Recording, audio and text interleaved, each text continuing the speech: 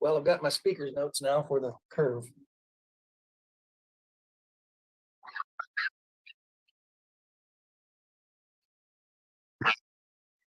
Yay. Good.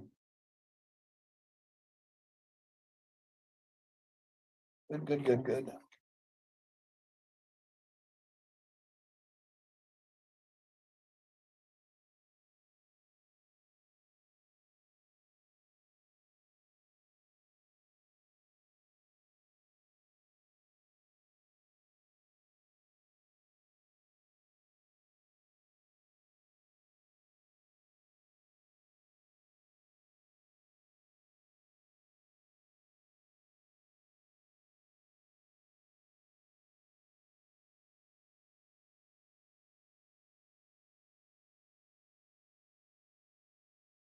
So if I sign up on my Facebook post, will I get to ask myself a question?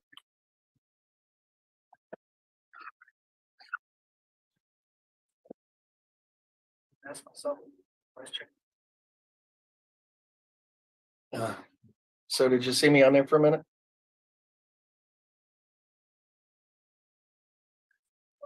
Oh, I'm still on there.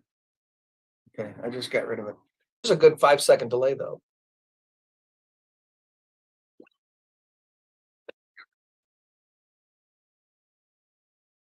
That's so that all the producers at booth up at the top, they can erase it if they have to. You know, all our executive producers over there in the booth.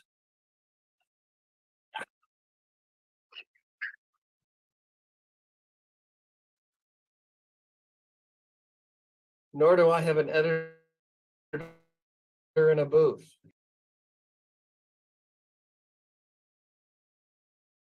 Good afternoon, Jeremy. It's you and me. Oh, and David.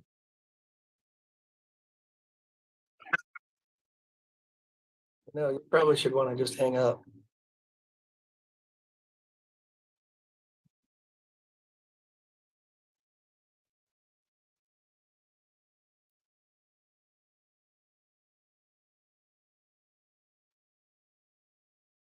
Good morning, Lance. Good morning. Good afternoon, actually. Yeah, as a 1 minute, yeah.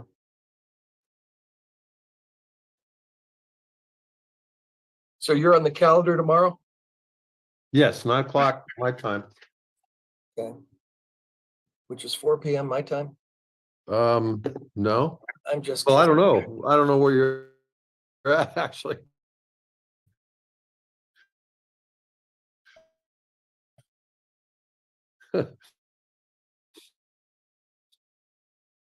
Depends on where you are today. So true. Hey, Jeremy. Hey, David. Lance.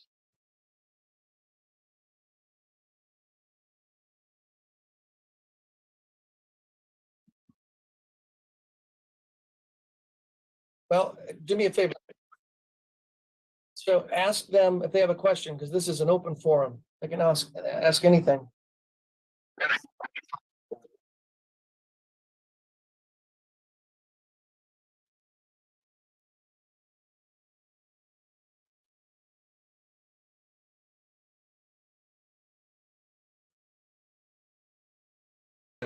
This is a breakaway league event. But what's the question, Lance? I couldn't read it. Unmute. I just printed this out, from Todd Langford, The Whole Truth About Indexed Universal Life, Part 2. Anyway, haven't read it yet. Where there's a lot of people that don't like that product. That product is a good product for a certain use. And it just, unfortunately, it gets a lot of bad press. I love the way McKnight talks about it. It's a bond replacement. It's not a stock replacement. And Right. people always talk about stock indexes, that you're going to get some of the S&P and no, the S&P index is going to give you a bond yield. But that's not the way it's sold. And unfortunately, of the 65 pages in the illustration, that's not mentioned either. Yeah, I guess some people buy it thinking they'll have life insurance towards the end. And I think most people know that it's going to become too expensive, but it's certain amount of money is going to be there because of the index and whatnot. And Well, I love the way. so many McKnight- variables. But I love the way McKnight talks about it. You are buying with IUL, you're buying a decreasing term policy. You don't have a $500,000 policy in force. You have a $500,000 policy in force before the first check gets cashed. Once the first check gets cashed, you're actually paying for a smaller death benefit. And the internal charges should be commensurate with the cost of that smaller charge, that smaller face amount. And that's how it works. And that's why guys like, Dave Ramsey says, well, you can't die and get the equity and the death benefit. Well, you also can't sell your house and get your equity and your selling price. It's amazing how quickly we don't compare the two. Really, life insurance is just collateral. A house is just collateral. It amazes me how many people think of their house as an asset. You can put it on the balance sheet as an asset, but there ain't nobody that bought a house makes money. As a matter of fact, most of the time you have to make payments on it, whether it's through insurance or maintenance or mortgage debt. It's a cash drain. It's not a cash cow. But we've been taught that your house is one of your largest assets. Imagine if your 401k plan had a property tax associated to it, had a maintenance bill associated to it, had an insurance premium that was associated with it. How many people would get out of their 401k? They don't look at it that way. I'm saving taxes. No, you're not. You're postponing them. All right. So, David, anybody saying anything on the chat window?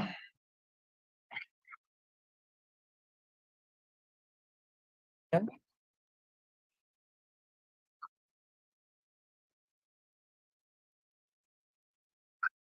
You got to move to Nashville so we can get you in an office that you could be our IT guy.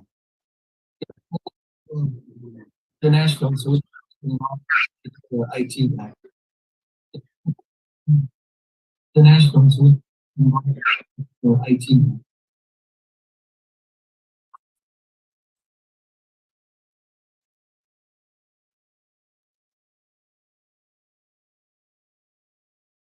All right, the purpose of Real Talk at the Table is to allow me to give back to the best industry that was ever invented. It has been very, very good to me. And the rest of my life, I want to give back and make life insurance a very proud profession rather than what some people think of as either a get-rich-quick scheme or a way to swindle people so that they can make a lot of money. That's not what I believe. That's not what I aspire to accept, nor will I even tolerate it. So there are so many posts on some of the groups that I'm a member of that just I'm appalled by some of the ignorance that our industry is allowed to spew in the effort of making a commission. And how many people go from company to company looking for a bigger payout. So let me help you with this. This ought to create some ire. How much money you make is dependent upon one thing: how good you are. My father taught me a long time ago, you get paid exactly what you're worth. Not a penny more, nor a penny less. You get paid based on what you do, your results of what you do. And if you stink at sales, you're not going to make much. You're paid exactly what you're worth. That's why I like this guy so much. He's just fucking straight up. Uh-oh. What? Hey, Ron? I think that might have been Ron. I appreciate the comments, but you're live. Sorry, Tom. That's okay. That's all right. And if it ever got to the point where this was easy, we would all be making $1, which would barely cover the cost of postage to send the policy to somebody. So I look back at my life when I was struggling, when I was trying to climb the ladder, and having the ability to speak to a John Savage or a Ben Feldman was almost impossible. They had meetings all over the country. Either you had to be invited to attend, or when they were speaking at an event like MDRT, you couldn't even get to them because they were swarmed with people. So this is my way of giving back to the industry and allowing an opportunity opportunity for anyone to ask any question about anything as it relates to the financial world, to the financial strategies, to what we believe, why we fail in our industry, why some exceed and excel well into 6 and 7 figures, and why some people struggle. So this really is an open forum for me. I caution everyone, it's my opinion. And you know what opinions are? They're like orifices. And everybody has a few, and they're all worthless. So take it for a grain of salt, become a sponge, get as much advice from as many people as you possibly can, form your own opinion, and go out and change the world. So, Ron, you want to ask a question?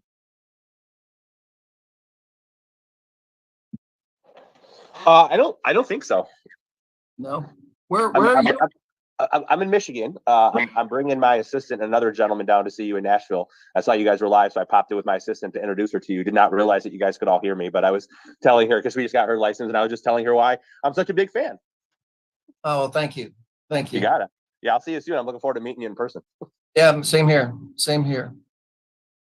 I got a question. Yes, sir, Lance. Velocity of money. So I've heard the explanation of velocity of money in a couple of different ways. One is a whole life policy. A dollar can have all these different benefits, cover long-term care and disability and death benefit, and fantastic. Yes. But when you look up velocity of money, it's a dollar changing hands down at the grocery store. The grocer goes to buy gas, and the dollar moves around the community. And the faster that the money moves around amongst different businesses, that's the velocity of money as explained Well, by. that's an economic answer for an economic question. That actually, that reminds me of when I was a senior in college, we talked about a dollar that is generated somewhere by the time it is retired. Whether it goes to a company, they pay the tax. Where it's sent out to the wages, they pay a tax. They buy a food or something, they spend it, that gets taxed. The corporation has to pay tax on it's ridiculous. So when you look at of a dollar, how much actually is spent, it's 20 cents, 30 cents. The rest goes to pay all the taxes from all of the people that have touched that dollar bill. When you're in the life insurance business, the velocity of money is a pretty simple conversation. It's about whole life anyway, that it never stops compounding. So as Albert Einstein said, the 8th wonder of the world is compounding interest. And then Brian Bloom talked about the 9th wonder of the world is uninterrupted compounding interest. Because remember, everything you own that has to do with a qualified retirement plan, other than a Roth, has to be surrendered. In some capacity, it has to be spent. You kill the goose that's laying those golden eggs. You have to, by law. And the reason why the safe withdrawal rate is so low is because those months that I have to take withdrawals out, I'm surrendering more and more shares to come up with the same dollar amount from the previous month. So in the newsletter, I talk about if I'd retired on January of last year and I was aggressively trying to save for retirement and I was in NASDAQ, the NASDAQ lost 35%, not including the compounding of the loss because of the shares I surrendered to come up with the distribution. I might have lost easily 50% of my value if I was withdrawing. So Ron, this is a great little power phrase. The day you retire has more of an impact on the length of your retirement than the index that you bought. Simply by the day you retired, which is why I love life insurance. I don't care what the day is. Every one of my policyholders after 12 months are going to have exact come once a year. But IUL, if I had everybody 50, everybody super preferred, everybody spending $10,000 a month, no one will have the same anniversary value. Not one. So the day you buy or the day you sell or the day you retire will have more of an impact on the longevity and the quality of your retirement than where your money was. If you're willing to take that much risk, have at it. I'm not. I'm not. That isn't me. That isn't. Mr. Core, would you like to ask a question?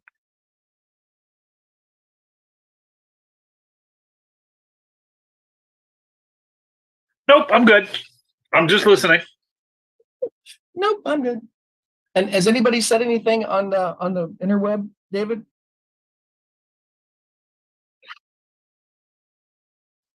Words. Oh, come on, people. How many times can you bend the ear of look, I'm busy and I've dedicated an hour to spend with y'all. How's that for Tennessee talk? I'm gonna spend an hour with y'all. Planned obsolescence. They done learned me. That's right. It took a long time to learn that.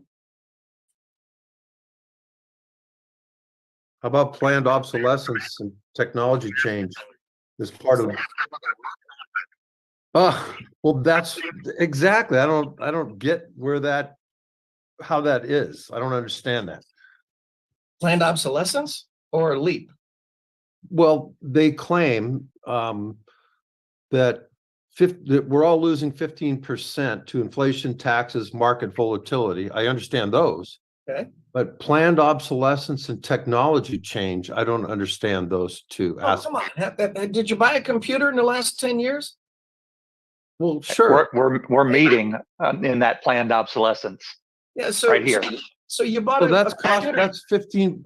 I mean, that's a whole separate, I mean, How many computers have you bought in the last 10 years? I don't know, probably 2. Well, maybe 3, because if you have an old one Yeah. that's 3 years old, it's already out of date. That's what he's talking about. The speed and the progression of technology makes everything we buy today worthless tomorrow.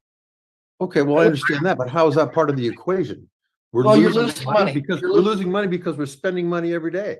Whereas we have to buy to just maintain. Correct. So we buy food, we buy gas, we buy clothing. So that's That's part of the not- 15. Well, no, those, look, I'm not a Leap fan. Okay. Even though my son wants to name the group the Infinite Circle of Leapstones. Well, I didn't buy the software. Okay. Yeah. Look, everything we stand for in the Breakaway League pretty much goes against most traditional planning anyway. Okay. So we kind of swim upstream. We thought- challenge pretty much everything and everybody. I thought Leap was swimming upstream, but okay. No. Leap is a very regimented process. Very regimented. And Yeah, it seems like it to me, but it's still not your traditional Wall Street investing 401k. Okay. yeah, that's what it takes before you ask someone to buy. Yeah, When I that's would speak around the country, I would get 2 people to come up to me after. One's a Leap guy who would Yeah. say, "You are in 45 minutes where I would have been on the 6th appointment." well, And then I'm happy to hear that because I don't want to go 6 appointments I don't to get my either. point across. Yeah, I mean, you're just killing these prospects. And then we get someone else from like Circle of Wealth who says, "I bought the software. There's 92 drop down boxes. I get it. I don't know where the sale is." That's me. I bought that software and I'm still lost. But anyway, Well, that's going to be a problem. I will tell you. And everyone who has come to the Breakaway League as a mentor in Circle of Wealth, it's been problematic.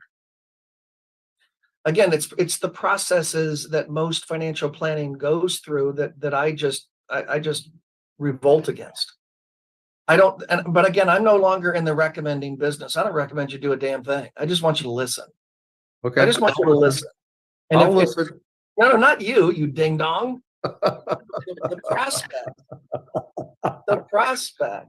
If I can get the prospect to just listen and understand the implications of what they've already done, then I can help them understand how to fix it. But so many people go through life thinking what they're doing because look, we structure our fees differently so that when you make more money, we make more money. As they say in a very low voice, so that you get sucked in. Well, why don't they finish the story by saying, when you lose 35%, we always cash our checks. We never are overdrawn. You might be, not us. I know.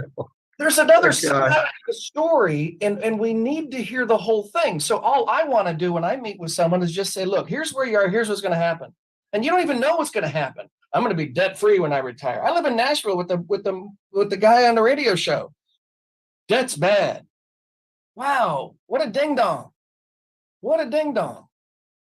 So there's nothing wrong with being debt free.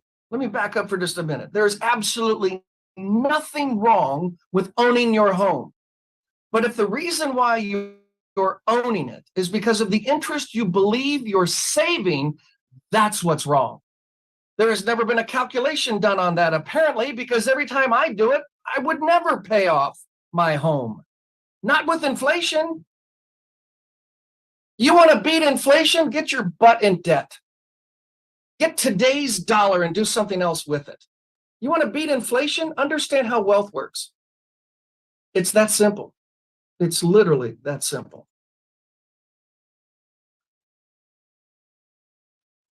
Okay, so here's a question, Tom. Oh, go ahead, David.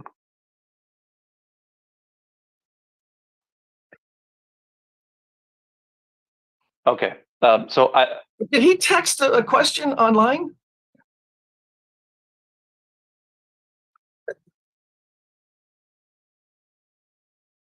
Oh, smack, slap. Go ahead, Jeremy. well, there you go. So I'm just reading the article that I got today from Daily Wire. 25 states sue Biden over ESG policies, and I guess my question really is, how do we take that article and turn it into a question? And it's really about the fact that the Biden administration Department of Labor rule that allows 401ks and pension managers to consider ESG factors above their customers' best wishes. How do you start a conversation with somebody about that? This is another reason why I am so, I got to be careful here. This is being broadcast. This makes me angry. I mean, I got a good question. do you think there's any money involved in this question? I mean, do you think maybe money changed hands to make sure something got done? Absolutely. So look, here, it amazes me, having doing this for almost 50 years, how many people are trying to pick the tax code apart and beat the system. And they're getting that from the same investment advisor who's saying, put $1 billion in a qualified retirement plan. But here's the good news. You can put that in crypto. Well, that's a double stupid comment.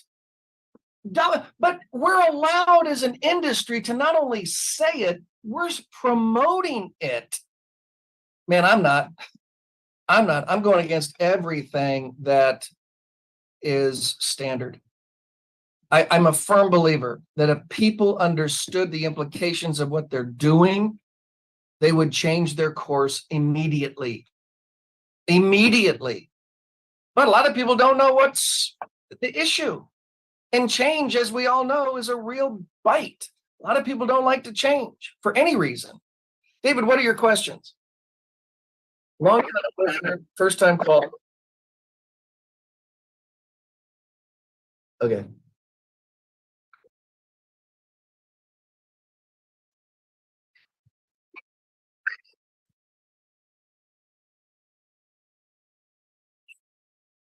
So no, let's go to another one, and I'll deal with him at the end. I want to get because I answer that every time I'm online. So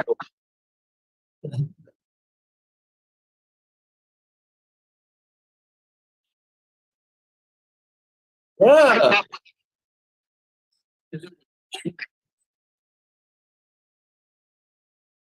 Well, it's not necessarily positive or negative. I'm appalled at the direction that Ohio National has taken. I am embarrassed that the company still thinks that they have a place in the industry when, in fact, I believe that they have done more harm to the industry than they could possibly imagine. It's sad because in 2016, I was totally in love with that company. But I will also tell you, I was habitually misled for years about the direction that company was going and what they were experiencing. And I had been to every top producers meeting. I had been on the Agents Advisory Council, which is the career connection with the home office. None of the things that were blown up, none of the causes of the reason why the company is no longer were ever discussed, even though we repeatedly, as a group, asked those very difficult questions, and we were misled every time an answer was made. So I'm sad. I am sad. The company that was 100 and some odd years old is no longer. It can't happen. It has opened up my eyes at my stage in my career that I am not going to be swindled by corporate crap talk about how good, should, might, may. I'm doing a lot more due diligence of my own. We've got selling agreements now with several companies, and I'm actually thrilled that what I'm actually selling is not illustrating the best. I'm looking at very good, but it is not the best. I had the best, and look where that got us. So thanks for asking the question. There's a lot of people that probably are curious about that as well, but we'll see. I don't think this chapter is over. Is there another question, David? Or do you want to address IUL? All right. IUL. That's the cousin of EIEIOUL. They're a hybrid of a version of Universal Life. It is a Universal Life platform contract, which means there are monthly mortality charges, monthly administrative expenses, and monthly fees. And those fees, even though the index might have a floor of 0, still subtract from the cash value. The surrender value can be adjusted. So on the distribution side of the conversation, where I'm actually using this money as collateral, I'm not surrendering principal. I'm not surrendering dividends. I'm not surrendering index values. I'm not surrendering money. I'm borrowing it. Now, some companies, because it's direct recognition, will tell you to surrender to basis and then borrow. Well, you are killing the goose that's laying a golden egg, because even at my age, at 65, $1 worth of dividend on a paid-up edition buys $1.40 of death benefit, depending upon the company, somewhere around there. So if I were to put the dollar in and borrow it out, I still have 40 cents on the hook from the company. If I surrender it in any capacity, I cannot pay it back. I cannot pay it back. I can surrender dividends free up to my cost basis. After that, I have to pay an income tax as long as it exceeds the cost basis, excluding waiver of premium. Waiver of premium does not increase your cost base. David, there was a question in your advanced group. Does repaying a loan on IUL increase the cost basis? Did you get that? You didn't? Where in the hell did that question come from? Look, I'm not repaying the cost basis. It doesn't count for cost basis. I borrowed the insurance company's money. I paid the insurance company back. Does that affect my death benefit? Yes. Does it affect my cost basis? No, it's not a premium. The only thing that affects cost basis is net premium, excluding waiver. So again, the question that I have for everyone that asks me about IUL, it is a complicated product. And if I'm going to buy it for the death benefit, and I'm willing to take some risk on the upside potential to keep my total premium lower all of my life, I don't have a problem with that product. Am I going to use it for distribution? My personal opinion. And it's my personal opinion. Don't cash that check anywhere. It ain't got no value. My personal opinion on the distribution side, I don't see how it can work. Not if I've got monthly mortality fees, mortality charges, admin, and fees. Because regardless of the performance of my index, that comes out every month of my life. The products that we use in our strategy are limited pay products. So we take what's normally going to take 75 years, we cram them into 10 or 15 or 20. As a result of that, cash value, David, correct me if I'm wrong, CLU, CHFC, cash value is a direct function of one thing, premium. And the more premium you put in, the more cash value you have. Well, we don't sell death benefit per se, nearly as important as the cash accumulation. We sell money. We sell cash. So I want the cash to be quick, but I also want the premiums to stop. I don't want any monthly bill. Because remember, if the safe withdrawal rate is 3, but my total fees, admin, and mortality is 2, I can take out 1. Tell someone with $1 million, we're going to cut you a check for 10 grand. Enjoy it. See you later.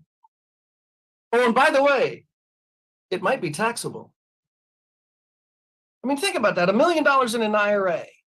You can take out 30, 28,000, I guess is the latest number. And it's all taxable.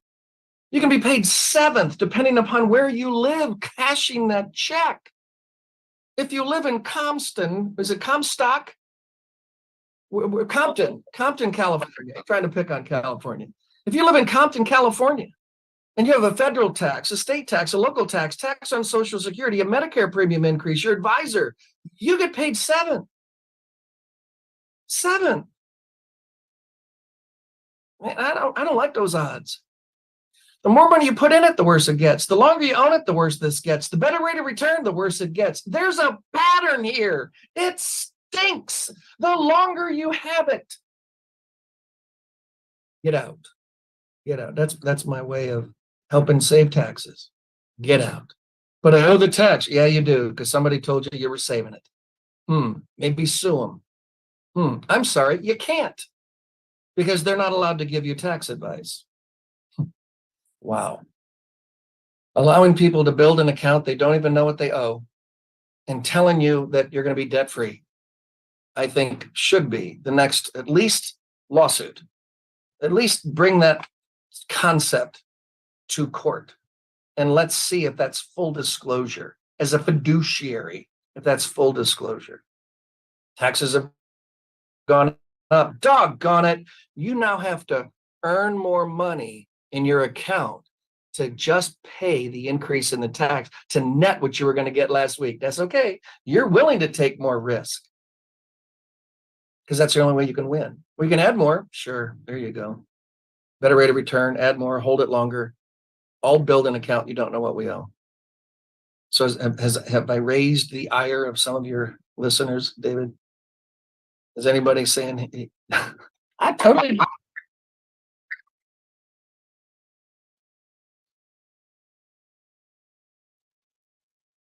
Oh, listen, if you could go to David Kinder's YouTuber and look at all the times that there's some good video of me drawing how IUL works. So don't just listen to my comment here. First time listener to me, great, thank you. I'm glad you popped in. As I said, it's my singular opinion, and it should be challenged. It should not be taken as gospel.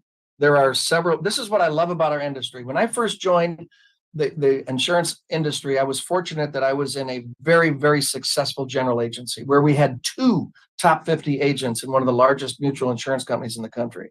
So I was exposed to brilliance very early on. And I listened everywhere I could. I took advice from everyone that would sit down with me, and I was a sponge. What would you do here? How would you handle that? Why did you say that? If someone said this, how would you respond to that?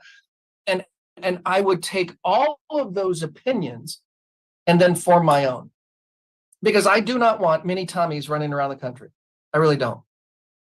I want people who believe something about the power of life insurance, whatever it is. An IUL, overfunded, done correctly, could be a very, very good solution depending upon the day you bought it and the day that you retired. Because the index means nothing on an IUL contract over your lifetime. It has to do from point to point, market to market, whatever the heck they call that, where the value gets adjusted based on the account, it being 365 days old. Isn't that just like time in the market though, Tom? And isn't that the problem with that same type of thought process? Well, but here's the difference. Retirement planning, there is no timing of the market. You are on the slide out. You jumped on that slide and you're going one direction. And the value of what you have is getting smaller and smaller. Well, I think, want to borrow against an account that's guaranteed to grow in value, not guaranteed not to lose value. That to me is the difference. When I'm borrowing against my whole life insurance, all of my policy is in the general account. The dividends are hopefully earning dividends. The policy's cash value has a guaranteed growth associated with it. I'm guaranteed to have more money next year, guaranteed. And I'm borrowing small portions of it because I want to take a logical distribution from it. But if I happen to have a contract that is based on the market value of the month that I pull the money out, you might as well be at a roulette wheel. Now, 50 years from now, who cares? But people who are 65 or 70 don't have 50 more years. We do on the upside. I got 50 years to get good, bad, and ugly. I'm willing to roll the dice. Okay, good. Take the risk. The average person today owns 7 life insurance policies when they retire. 7. Maybe one of them will be whole life. If it's all IUL, okay. And if they're all overfunded, you're still going to be okay. I just don't like surprises. The older I get, I don't want surprises. And anything that takes 37 pages of lawyerism to cover someone's butt, I bet you it's not my butt that's being covered with 37 pages of legal jargon. Timing the market, kinda, but that is a completely different, because I am surrendering shares on when I'm retired, when I'm timing the market. When I have an IUL contract, I don't have money in the stock market. I bought the index, right? I mean, most people don't even realize that you're in the stock market. No, you're not. No, you're not. Look, it's a complicated product. Does it have its place? Oh my God, yes. Or insurance companies wouldn't offer it. On the distribution side, for me, it's problematic. So thank you for the question. I hope I didn't bore you with the response, but I encourage you to try and find my presentation where I actually draw it out. It was a test question in 1978. And I don't know when you were born, but I'll bet you it was after that.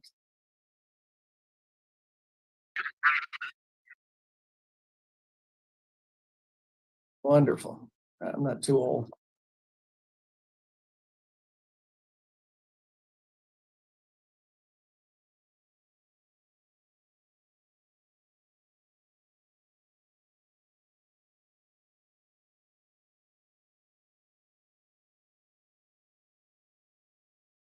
All right, let me pick on James for a minute. James, where are you from? You've been to a couple of my conversations, haven't you? Yeah, I've been hanging out here, on occasion. So Are you hearing anything new ever? every once in a while, but that's why I do it. Because every once in a while you pick up something and say, "Oh, I hadn't heard about that," or "I hadn't thought of it that way." So that's why it's worth listening in. What did you pick up today? The you said something earlier. It's about with the UL policies. I mean, I think I'd heard it before, but it was good to hear it again about how there's a constant expense to it, like you said, and there's no that. But that's one reason I like whole life, with the because you can say you have a 5-pay, 10-pay, or whatever, and your thoughts on Ohio National, which is many years ago I was with them, but then I let it last because I never sold them with them. But I liked them when I was with them, But so those are some of the things. Well, they were a good company. They were a very, very good company. Yes, they did. I mean, there was like you said before, they had some really good products. Their term insurance was good. I mean, I thought it was. It was a good alternative to what I was. On occasion I would present it. I'm with New York Life. So you probably can tell from my Yeah. I figured either that or you lived in that wonderful Garden State, so I doubt that. No. California is challenging enough. Well, California and New York, is there really that much of a difference between them anymore? We have better weather. True.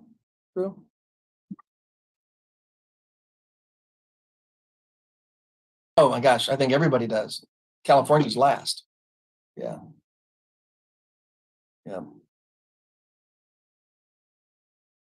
Well, anybody else? Mike, you got a question? Yeah. No, just need you to call me when you get a chance. Oh my gosh, yes. Okay, let's do that right after this. All I right, was gonna shoot you a text yesterday, but I thought you were busy or you just forgot. So, I'm always busy, so best thing to do is to call. Absolutely. all right. Well, from now on, I'll just keep bugging you then. Yeah, please do. Lance, do you have any Yeah. questions before we sign off? No, I've just got to organize all my notes and questions for tomorrow. So Okay. we'll talk tomorrow. Sounds good. All right, you. everybody, thank you for popping on. Appreciate this 38-minute opportunity to share what I believe to be true. It's my opinion. It should be yours. Tagline, Mr. Steve Russell. All right, everybody, be good. See you guys. Bye. Yeah. Thank you.